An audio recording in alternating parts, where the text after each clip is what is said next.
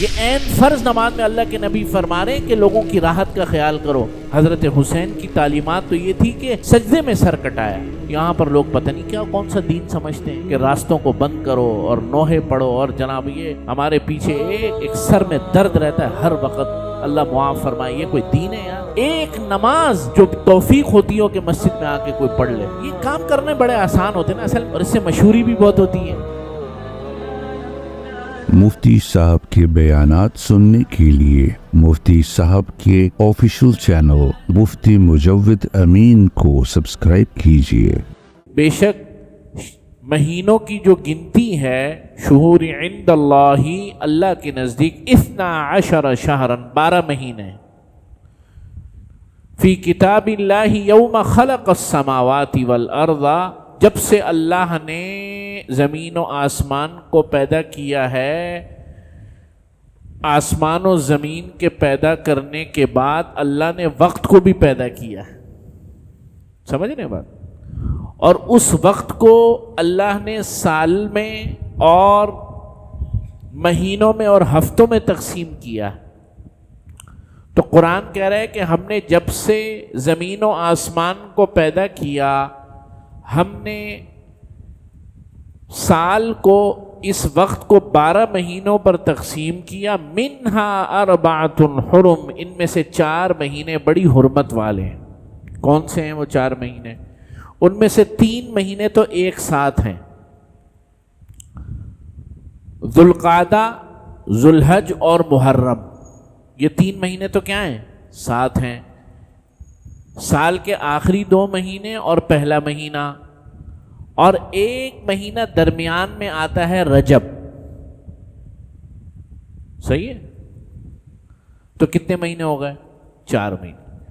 ان 4 مہینوں کے بارے میں شریعت میں کچھ احکامات تو ایسے تھے جو پہلے تھے اور بعد میں منسوخ ہو گئے، لیکن ان کی حرمت اور ان کا تقدس برقرار ہے۔ نمبر 1 یہ کہ ان 4 مہینوں میں جنگ نہیں کر سکتے تھے آپ، ان 4 مہینوں میں جنگ نہیں کر سکتے تھے، لیکن بعد میں یہ حکم منسوخ ہو گیا کہ اگر کفار آپ پر حملہ کریں تو اس کا جواب آپ کو دینا ہے، بے شک یہ 4 مہینے ہی کیوں نہ ہوں۔ لیکن ان 4 مہینوں کی حرمت اور افضلیت ابھی بھی برقرار ہے، ذوالقعدہ، ذوالحج اور محرم۔ ذوالحج کا تو آپ کو پتہ ہی ہے، بتانے کی ضرورت نہیں۔ ذوالقعدہ اس لیے کہ ذوالقعدہ جو ہے وہ اشہر حج میں ہے۔ یہ بات میں نے حج کے بیانات میں بیان کی تھی کہ اگر کوئی شخص 1 ذوالقعدہ کو احرام باندھ لے گا حج کی نیت سے تو اس کا احرام قبول ہوگا۔ 1 ذوالقعدہ سے پہلے اگر احرام باندھے گا تو قبول نہیں ہوگا، اس لیے کہ وہ اشہر حج میں نہیں ہے۔ اور ذوالقعدہ سے پہلے والا مہینہ کون سا ہوتا ہے؟ کون سا ہوتا ہے بھائی؟ یہی تو مسئلہ ہے ہم لوگوں کا، شوال۔ بھائی یہ مہینے یاد رکھنا ہماری اسلامی ذمہ داری ہے۔ ہماری ساری عبادتیں جو ہیں وہ سورج کے حساب سے نہیں ہیں، قمری مہینوں کے حساب سے۔ آپ سمجھ رہے ہیں بات؟ محدثین اور فقہا فرماتے ہیں کہ اگر کسی مسلم معاشرے میں اجتماعی طور پر لوگ قمری مہینے کو بھول جائیں تو سارے کے سارے مسلمان گناہ کبیرہ کے مرتکب ہوں گے۔ کیوں؟ اس لیے کہ عبادتوں کا نظام کیا ہو جائے گا؟ ختم ہو جائے گا۔ نہ رمضان کا پتہ چلے گا، نہ ذوالحج کا پتہ چلے گا، نہ دیگر احکامات کا پتہ چلے گا، کسی چیز کا نہیں پتہ چلے گا۔ لہذا مسلمانوں کی ایک جماعت، اور مسلمانوں میں بالکل اسی طرح جیسے کسی محلے میں اعتکاف میں اگر کوئی بھی بندہ اعتکاف میں مسجد میں نہ بیٹھے تو سارے محلے والے کیا ہوں گے؟ گناہ گار ہوں گے، سب کے اوپر۔ 2 بھی اگر بیٹھ گئے تو سب کے ذمے سے جو فرض کفایہ ہے وہ کیا ہو جائے گا؟ ساقط ہو جائے گا، ختم ہو جائے گا۔ بالکل اسی طریقے سے مسلمانوں کی ایک جماعت کو ہمیشہ اسلامی مہینوں کے بارے میں مکمل آگہی ہونی چاہیے۔ اگر یہ نہیں ہوگا تو دنیا کے سارے مسلمان جن جن کو معلوم نہیں ہوگا سب گناہ گار ہوں۔ کیوں؟ اس لیے کہ قمری مہینوں میں ہی رمضان کو کیسے پتہ چلائیں گے؟ قمری مہینے۔ ذوالحج، حج کی عبادت کیسے ہوگی؟ قمری مہینے کے حساب سے ہوگی، ٹھیک ہے نا؟ اور بھی دیگر بہت سی عبادت. اب مثال کے طور پہ عدت عورت گزارتی ہے. عورت اگر عدت گزارے تو وہ شمسی مہینے کے اعتبار سے گزارے گی یا قمری مہینے کے اعتبار سے؟ قمری مہینے کے اعتبار سے گزارے. چنانچہ عبادات اور شرعی احکامات سارے کے سارے چاند کے مہینے سے وابستہ ہیں.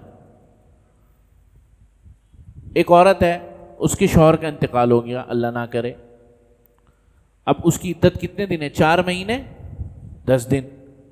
تو 4 مہینے 10 دن جو کاؤنٹ کرے گی وہ سورج کے اعتبار سے کرے گی، قمری مہینے کے اعتبار سے کرے گی؟ قمری مہینے کے اعتبار سے کرے گی. لوگوں کو پتہ نہیں ہے مسئلہ، غلط جو ہے چیزوں کو گن لیتے ہیں اور پھر غلطی کرتے ہیں. تو خیر میں یہ کہہ رہا تھا کہ دین اسلام یہ مہینے تو پہلے بھی تھے. یہ مہینے کیا تھے؟ پہلے بھی تھے، بالکل انہی ناموں کے ساتھ: ذوالحج، ذوالقعدہ، محرم، صفر، ربیع الاول، ربیع الثانی، جمادی الاول، جمادی الثانی، رجب، شعبان، رمضان. مہینوں کے نام ہمیشہ سے کیا تھے؟ یہی موجود تھے. اب آپ بولیں گے کہ جی آپ تو کہتے ہیں کہ حضرت عمر نے کیلنڈر ہجری شروع کیا تھا. حضرت عمر نے ہجری کیلنڈر شروع کیا تھا، سال کی ابتدا حضرت عمر نے شروع کی تھی کہ نیا نظام جو کیلنڈر کا بنے گا وہ یہاں سے بنے گا، یعنی آپ صلی اللہ علیہ وسلم کے ہجرت کے بعد سے بنے گا. مہینے تو وہی چلے آ رہے تھے جو پہلے سے چلے آ رہے تھے، مہینوں میں کوئی تبدیلی نہیں ہوئی. سال کی ابتدا حضرت عمر نے فرمائی، اپنے دور خلافت میں مشورہ کیا کہ یار دنیا کے ہر قوم کا اپنا کیلنڈر ہے، رومیوں کا اپنا کیلنڈر ہے، اسی طریقے سے فارسیوں کا اپنا کیلنڈر ہے. وہ آپ نے سنا ہوگا نا، ابھی بھی نوروز ہوتا ہے نا، بہت بڑا جشن ہوتا ہے ایران میں اور ان تمام ریاستوں میں. یہ جو کیلنڈر ہے نوروز والا، یہ ابھی بھی وہاں چل رہا ہے. باوجود اس کے کہ وہ مسلمان ہو گئے سارے، لیکن وہ کیلنڈر ابھی تک چل رہا ہے. تو مہینے اور تمام سال تو سارے کے سارے مذاہب، معاف کیجیے گا، سب جگہ وہی تھے 12 مہینے. لیکن کیلنڈر کی ابتدا حضرت عمر نے لوگوں کو بلایا کہ بھائی ہمیں بھی ہمارا بھی کیلنڈر ہونا چاہیے. تو مشاورت ہوئی، بھائی کہاں سے شروع کریں؟ مہینے تو طے ہیں، کیلنڈر کہاں سے شروع کریں؟ یعنی پہلا سال جو ہمارا ہوگا وہ کہاں سے شروع کرنا ہے؟ تو اس پہ مشاورت ہوئی. کسی نے کہا فتح مکہ سے شروع کریں، اللہ نے ہمیں فتح مکہ بہت بڑا عظیم فتح عطا فرمائی. کسی نے کہا کہ یوم بدر سے شروع کریں، اللہ نے بدر کے دن ہمیں کیا سب سے پہلی فتح اللہ نے بدر کے دن. حضرت عمر رضی اللہ تعالیٰ عنہ بڑے عجیب انسان تھے، فرمایا کہ یہ سب کچھ فتح مکہ ہو یا بدر ہو یا خندق ہو یا احد ہو یا حنین ہو، کچھ بھی ہو، یا صلح حدیبیہ ہو، کچھ بھی ہو، یہ سب کا سب ہمیں ہجرت کے بعد ملا ہے. لہذا کیلنڈر بھی ہجرت کے سے شروع ہونا چاہیے. چنانچہ اسی لیے ہمارے کیلنڈر کو کیا کہتے ہیں؟ ہجری کیلنڈر. اب آئی سمجھ میں بات آپ کہ ہجری کیلنڈر کیوں کہتے ہیں اس کو؟ خیر،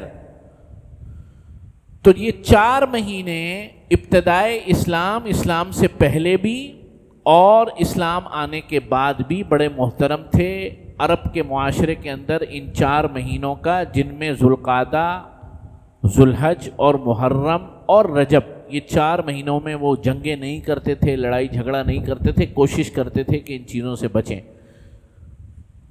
اسلام آنے کے بعد اس کے کچھ احکامات میں تو تبدیلی ہوئی، لیکن مہینوں کی حرمت جو ہے اپنی جگہ برقرار رہی.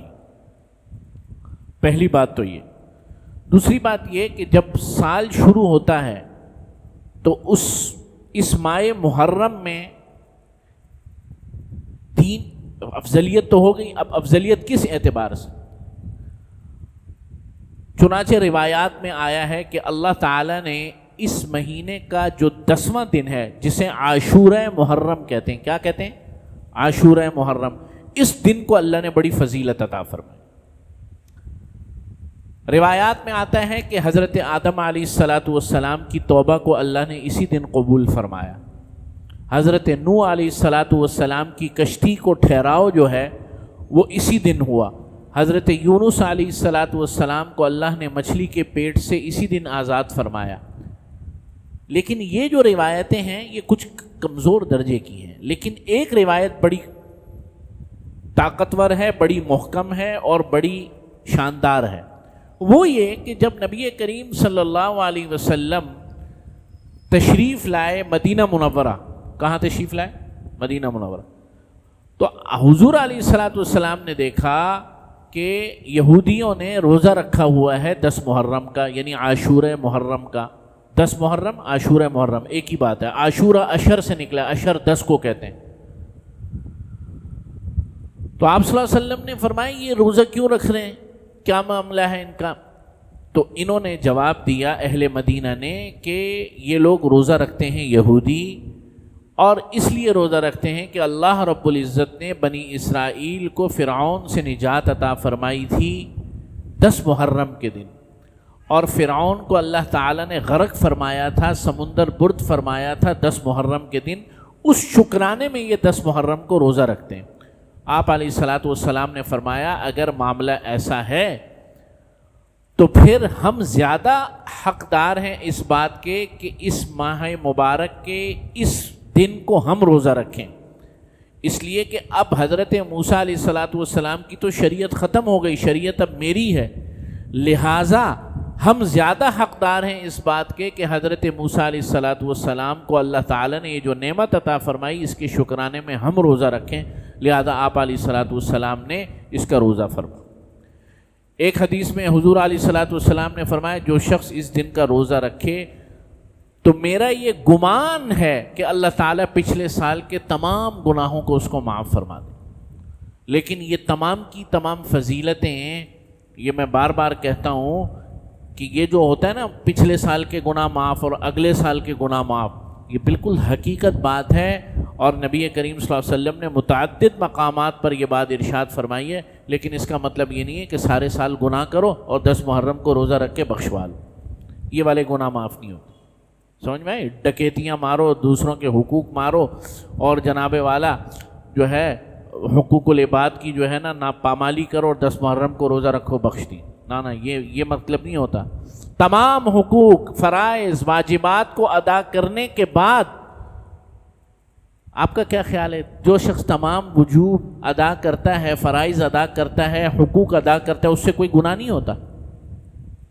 یہ فرشتہ تھوڑی ہے، تو اس سے وہ گناہ اللہ تعالیٰ معاف کرتے ہیں۔ ایسی روایات جہاں آپ صلی اللہ علیہ وسلم نے فرمایا کہ سارے کہ جو اس بیچارے کے علم میں نہیں ہے، بھولے سے ہو گئے یا جان بوجھ کے بھی اگر ہو گئے یا کسی غلط فہمی میں اس سے گناہ ہو گئے، اللہ رب، اور وہ نادم ہے اور وہ یہ جانتا ہے کہ اللہ جو گناہ آپ کے علم میں ہیں اور میرے علم میں نہیں ہے، یا اللہ ان گناہوں کو بھی تو اللہ تعالیٰ ایسے گناہوں کو معاف فرما دے۔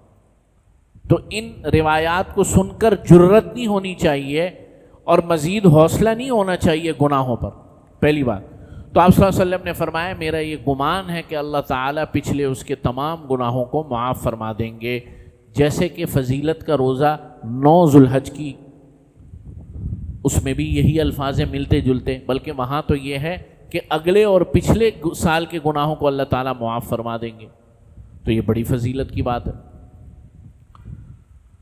تو یہاں تک جو بات ہے وہ بڑی مستند بات ہے، آپ علیہ الصلوۃ والسلام سے مروی ہے۔ حضرت مولانا یوسف علی تھانوی صاحب رحمۃ اللہ علیہ نے لکھا ہے کہ محرم کے حوالے سے 2 فضیلتیں معتبر ہیں، مستند ہیں۔ نمبر 1 عاشورہ کا روزہ، اور نمبر 2 امام بیہقی رحمۃ اللہ علیہ نے روایت کو نقل کیا ہے اور انہوں نے صحیح کہا ہے کہ روایت ہے جناب نبی کریم صلی اللہ علیہ وسلم کا ارشاد گرامی ہے، من وسع علی عیالہ یوم عاشوراء وسعہ اللہ علیہ سائر سنتی، او کما قال علیہ الصلوۃ والسلام، کہ جو شخص 10 محرم کو اپنے دسترخوان کو وسیع کرے گا، کھلا دسترخوان کرے گا، نارمل روٹین سے ہٹ کر لوگوں کو کھانا کھلائے گا، اور اپنے گھر والوں کو بھی بے شک کھانا کھلائے گا، گھر والے بھی اس میں شامل ہیں، نارمل روٹین سے ہٹ کر جو ہے زیادہ وسعت کا مظاہرہ کرے گا، اللہ تعالیٰ وسعہ اللہ علیہ سائر سنتی،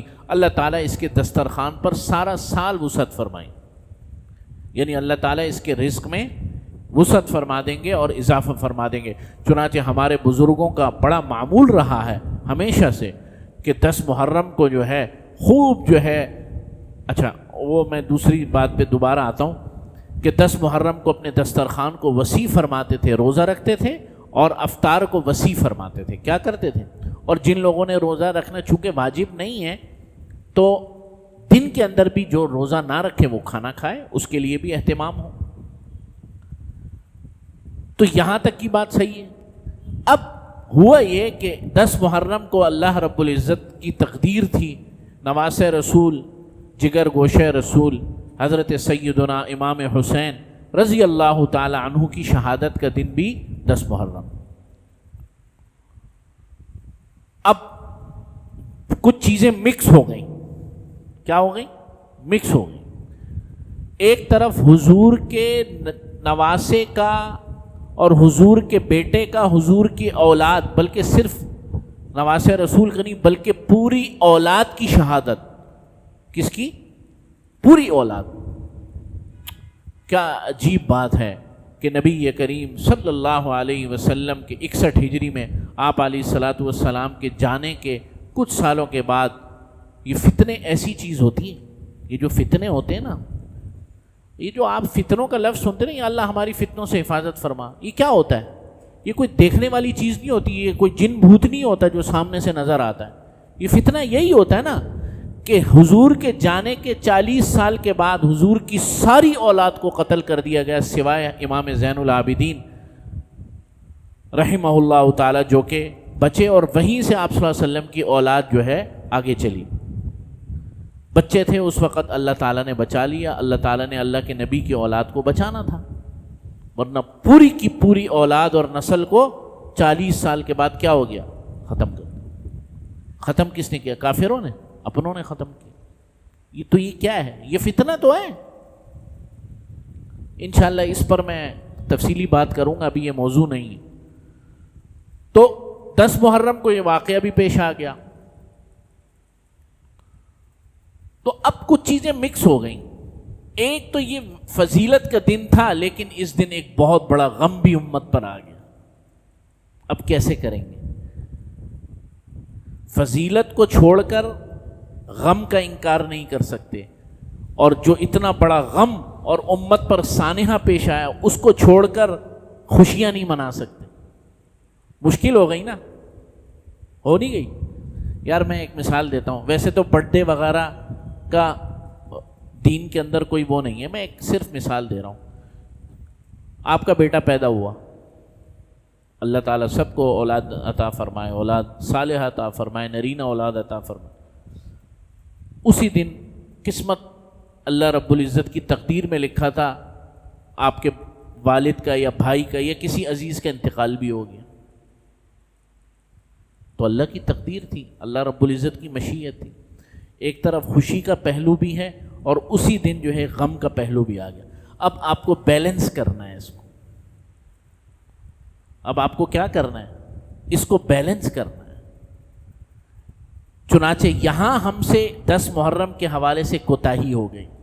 اس کو بیلنس نہیں کر پائے. اس کو بیلنس اس لیے نہیں کر پائے کہ ایک طرف تو ایسا سانحہ پیش آیا کہ بعض بدبختوں نے اس سانحے کا ہی انکار کر دیا، نعوذ باللہ من ذالک، جسے ہم کہتے ہیں ناصبی. کیا کہتے ہیں؟ ناصبی. اولاد رسول کے دشمن، اہل بیت کے دشمن.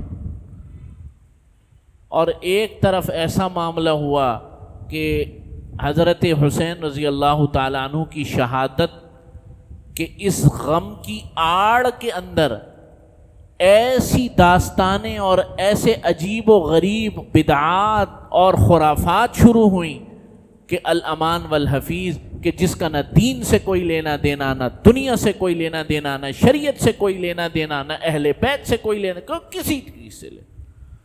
تو افراط و تفریط کا امت شکار ہو. تو مسلمان کا کام کیا ہے؟ ہم کیا ہیں؟ وَكَذَلِكَ جَعَلْنَاكُمْ أُمَّةً وَسَطًا. ہم کیا ہیں؟ درمیانی امت. اس کائنات کے اندر حضور اقدس صلی اللہ علیہ وسلم کی وفات، آپ صلی اللہ علیہ وسلم کے وصال پر ملال سے بڑا سانحہ نہیں ہو سکتا. ہو سکتا ہے؟ نہیں ہو سکتا. صحابہ نے کس انداز میں اس سانحے کو برداشت کیا، اللہ اکبر. صحابہ کی کیا کیفیت ہوگی، آدمی سوچ کر بھی لرزہ طاری ہو جاتا ہے کہ یار کیفیت کیا ہوگی. ذرا سوچیں تو صحیح کہ اللہ کے نبی، آپ 2 منٹ کے لیے سوچیں کہ اللہ کے نبی ہمارے درمیان میں موجود ہیں اور اس دنیا سے ہماری آنکھوں کے سامنے چلے جائیں. آج آپ 1447 سال کے بعد سوچ کر دیکھیں تو ایک جھرجھری طاری ہو جاتی، اور صحابہ کی کیا کیفیت ہو. اپنے آپ چنانچہ حضرت ابوبکر صدیق رضی اللہ تعالیٰ عنہ نے جب یہ حالت دیکھی صحابہ کی تو ممبر پر تشریف فرما ہو گئے. وما محمد الا رسول قد خلت من قبلہ الرسل افإن مات او قتل انقلبتم علی اعقابکم. وما محمد، محمد صلی اللہ علیہ وسلم کون تھے مگر اللہ کے رسول تھے. وما محمد الا رسول قد خلت من قبلہ الرسل، اس سے پہلے بھی بہت سے رسول چلے گئے. حضرت موسیٰ چلے گئے، حضرت آدم چلے گئے، حضرت ادریس چلے گئے، حضرت شعیب چلے گئے، حضرت یحییٰ چلے گئے، حضرت عیسیٰ چلے گئے، حضرت نوح چلے گئے، حضرت لوط چلے گئے، حضرت صالح چلے گئے. نبیوں کی ایک قطار ہے جو چلی گئی. قد خلت من قبلہ الرسل افإن مات او قتل انقلبتم علی اعقابکم. اگر کوئی رسول اس دنیا سے چلا جائے تو تم کیا اپنے الٹے پاؤں پر گمراہ ہو جاؤ گے؟ یعنی آیت کا مفہوم ہے او قتل انقلبتم علی اعقابکم، کیا تم لوگ گمراہ ہو جاؤ گے؟ کیا رسول کی زندگی تک دین تھا؟ صحابہ فرماتے ہیں جب حضرت ابوبکر نے یہ آیت پڑھی ممبر پر تو ہمیں ایسا لگا کہ یہ آیت آج کے لیے نازل ہوئی، اور ہوئی بھی تھی، اس میں کوئی شک. تو کس انداز سے صحابہ نے اس غم کو لیا ہے کہ اپنے اوثان کو بحال کیا، اور پھر جو ہے آپ علیہ الصلاۃ والسلام کی تجہیز اور آپ علیہ الصلاۃ والسلام کی تکفین اور آپ علیہ الصلاۃ والسلام کو اللہ کے سپرد صحابہ نے کس دل کے ساتھ کیا ہوگا. میں اور آپ تو جو ہے عجیب ایک جو ہے وہ کیفیت ہوگی، کیا عجیب منظر ہوگا. تو میں یہ کہہ رہا تھا کہ اب یہاں آ کر امت کے اندر افراط و تفریط کا شکار ہو گئے. بعض لوگوں نے تو حضرت حسین کی شہادت ہی کو انکار کر دیا، اس واقعے کا انکار کر دیا ناسبیوں نے، اور بعض لوگوں نے اس محبت اور اس غم کی آڑ میں دین کے اندر وہ کچھ داخل کر دیا جو دین کا حصہ ہی نہیں تھا. تو خیر اب ہم نے کیا کرنا ہے، بات کو مختصر کر کے. نمبر 1، محرم کی جو فضیلت ہے اس میں 2 چیزیں میں نے عرض کر دی. ایک یوم عاشورہ کا روزہ، نبی کریم صلی اللہ علیہ وسلم نے ایک موقع پر ارشاد فرمایا غالباً اپنی وفات سے پہلے کہ اگلے سال ہم 10 کے ساتھ 9 کا روزہ رکھیں گے، یا 10 کے ساتھ 11 کا روزہ اس لیے رکھیں گے تاکہ اہل یہود سے مشابہت نہ ہو جائے. یہ بات ارشاد فرمائی. اور دوسرا میں نے عرض کر دیا کہ اپنے گھر والوں پر وسعت کرنا، تو یہ تو اس کی فضیلت والی بات ہو گئی. اور جہاں تک بات ہے اس دن کے سانحے کے حوالے سے، اس کو کیا کرنا ہے، تو اس کو یہ نہیں کرنا جو ہمارے ہاں ہو رہا ہے. یہ دین ہے، یہ دین ہے. یہ نوحے پڑھنا ساری ساری رات اونچے آواز میں ڈیکوں کے اوپر شور شرابہ، یہ دین ہے؟ یہ کون سا دین ہے یار؟ حضرت معاذ بن جبل رضی اللہ تعالیٰ عنہ نا ایک موقع پر آپ صلی اللہ علیہ وسلم نے مدینے سے باہر حضرت معاذ بن جبل کو نماز امام بنا کر بھیجا، مدینے سے باہر ایک بستی میں. حضرت معاذ بن جبل بڑے فقیہ صحابی تھے، معمولی صحابی نہیں تھے. فقیہ ہذہ الامہ، اس امت کا سب سے بڑا فقیہ انسان، بہت اللہ نے علم عطا فرمایا تھا کم عمر کے اندر. تو آپ صلی اللہ علیہ وسلم نے امام بنا کر مدینے سے باہر ایک بستی میں بھیجا. کچھ دنوں کے بعد بستی والے حضور کے پاس شکایت لے کر آ گئے کہ وہ آپ نے امام صاحب ہمارے پاس بھیجے ہیں، وہ عشاء کی نماز میں سورۃ البقرہ شروع کر دیتے ہیں اور لمبی لمبی صورتیں پڑھاتے ہیں. آپ علیہ الصلاۃ والسلام نے حضرت معاذ بن جبل کو بلایا اور غصہ فرمایا اور الفاظ استعمال، افتان انت یا معاذ. غصہ ہو گیا آپ علیہ الصلاۃ والسلام. ایک جو ہے نا جسے کہنا چاہیے عام حالات میں حضور ایسے غصہ نہیں فرماتے، لیکن یہاں پر بڑے غصہ، اور اپنے بڑے محبوب صحابی حضرت معاذ بن جبل حضور کے بڑے محبوب صحابی تھے. میں بتاؤں گا، افتان انت یا معاذ، اے معاذ تو لوگوں کو فتنے میں ڈالتا ہے. حضور غصہ ہوگا. کیوں بھائی؟ لمبی نمازیں پڑھنی ہیں آپ خود پڑھیں. جب نماز پڑھائیں تو معمولی درجے کی اور درمیانی سی نماز پڑھاؤ تاکہ لوگ اپنے اپنے گھروں کو جائیں. جس نے نماز پڑھنی ہے نوافل میں پڑھے, خوب لمبی لمبی پڑھے, پوری رات پڑھے. لیکن جب باجماعت نماز ہوگی تو چونکہ اجتماعی معاملہ ہے تو اب لوگوں کی راحت کا خیال کرنا ہے. یہ عین فرض نماز میں ہو رہا ہے. یہ عین فرض نماز میں اللہ کے نبی فرما رہے ہیں کہ لوگوں کی راحت کا خیال کرو. یہاں پر لوگ پتہ نہیں کیا کون سا دین سمجھتے ہیں کہ راستوں کو بند کرو اور نوحے پڑھو, اور جناب یہ ہمارے پیچھے ایک پورا یہ جو ہے نا ایک سر میں درد رہتا ہے ہر وقت. اللہ معاف فرمائے, یہ کوئی دین ہے یار؟ ایک نماز جناب جو توفیق ہوتی ہو کہ مسجد میں آ کے کوئی پڑھ لے. حضرت حسین کی تعلیمات تو یہ تھی کہ سجدے میں سر کٹایا. یہ کام کرنے بڑے آسان ہوتے ہیں نا, اصل میں یہ کام آسان بہت ہوتے ہیں اور اس سے مشہوری بھی بہت ہوتی ہے. سمجھ رہے ہیں بات؟ یہ دین پر یہ کام بڑے آسان ہوتے ہیں. یہ جناب ڈیک لگا لینا اور یہ کر لینا اور نوحے پڑھنا اور جناب بلا وجہ کا وقت کا ضیاع کرنا. اصل میں یہ جو نوحوں کی جو مجلسیں ہوتی ہیں جہاں پر یہ ایک طریقے سے جو ہے نا ایک گپ شپ کا بھی ایک پوائنٹ ہوتا ہے. سمجھ رہے ہیں بات؟ جیسے ہمارے یہاں, میں تو کھل کے بات کروں گا, جیسے ہمارے یہاں بعض جگہوں پر بعض ہمارے نوجوان رمضانوں میں اعتکاف اس لیے نہیں بیٹھتے کہ وہ اس لیے بیٹھتے ہیں گھر سے تھوڑی سی چھٹی ملے گی اور جو ہے مسجد میں جائیں گے, کچھ امام کو تنگ کریں گے, کچھ خادمین کو تنگ کریں گے اور اپنا بھی گزارا ہوگا, کھائیں گے پیئیں گے, مزہ آئے گا. سب کی بات نہیں کر رہا. تو اسی طریقے سے یہ جو ہوتا ہے نا یہ ٹھیلے میلے, یہ اصل میں جو ہوتا ہے اس کا بنیادی مقصد کوئی دین تو ہے ہی نہیں ہے. یہ بنیادی مقصد ہوتا ہے گپ شپ ہو, کوئی آنا جانا ہو, کوئی کہہ بازی ہو. تو میرے عزیز دوستوں اور بزرگوں, اس مہینے کی فضیلت کو فضیلت سمجھ کر اس کی 2 فضیلتیں حاصل کرنے کی کوشش کریں انشاءاللہ تعالی. اور اس کی جو خرافات ہیں اور اس کے جو اس معاشرے کے اندر جو برائیاں آ گئیں اس سے بچیں. اور اس سے بڑھ کر سب سے عظیم و شان چیز کہ حضرت حسین رضی اللہ تعالیٰ عنہ کی سیرت کو پڑھیں. میں یہی بات اپنے مقتدی حضرات کو بار بار کہتا ہوں, خدا کے لیے کوئی مطالعہ کرنا شروع کرو. کتابیں بھی بتاتا رہتا ہوں, مختلف مقامات پر مختلف اوقات میں مطالعہ کیا کرو, کچھ پڑھا کرو, کچھ اپنی ذہن کو جو ہے جلا بخشو, کوئی کام کی چیز کیا کرو. اللہ سے دعا اللہ تعالیٰ ہم سب کو توفیق عمل نصیب فرمائے. الحمدللہ رب العالمین والصلاۃ والسلام.